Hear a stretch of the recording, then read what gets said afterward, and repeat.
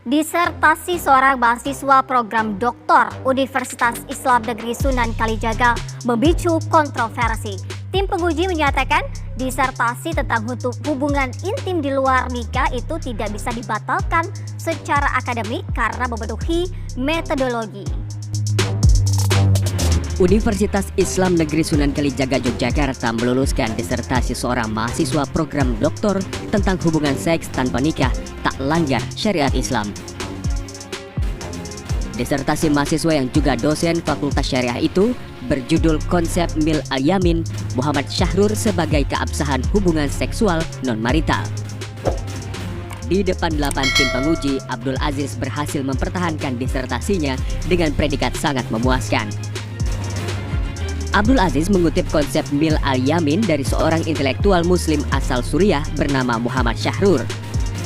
Konsep itu menyebutkan bahwa hubungan intim di luar nikah dalam batasan tertentu tidak melanggar syariat Islam. Meski dinyatakan lulus, kita menyarankan pada yang bersangkutan untuk memperbaiki poin-poin yang dianggap menimbulkan masalah, ya, khususnya bagi masyarakat di Indonesia. Ya. Jadi dia jangan memaksakan penafsiran ini sebagai suatu kebenaran. Ini harapan kami.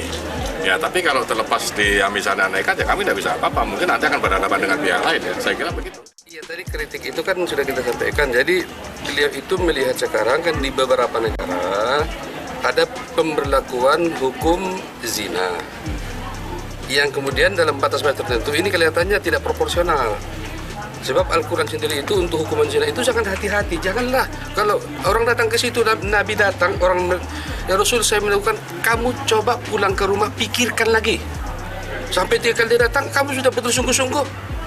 Nah maka kemudian kan ini kan terkesan oleh Syahrul ini kayaknya kok digampangkan. Ini pun tujuannya untuk kepentingan tertentu. Kayaknya ini ingin dia untuk mengatakan nggak boleh dilakukan seperti itu. Mungkin salah satunya itu yang dia. Jadi dia kata tadi salah satu bias mungkin si Syahrul ini ingin ke sana sehingga konsep apa atau yang bisa saya gunakan untuk kira-kira itulah kira. Maka ketemulah konsep milkul ya.